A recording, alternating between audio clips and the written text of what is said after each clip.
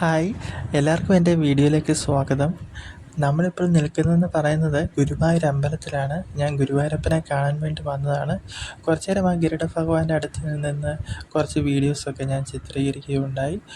കുറച്ച് മുൻപോട്ട് നടന്നുടനെ റോഡിൻ്റെ സൈഡിലായിട്ട് കുറച്ച് ബോഗൺവില്ലയുടെയൊക്കെ ചെടികൾ നിൽക്കുന്നത് കണ്ടു. അവിടെ നിന്ന് അമ്പലത്തിൻ്റെ ഒരു ചെറിയ വീഡിയോസ് ഞാൻ ഷൂട്ട് ചെയ്തു.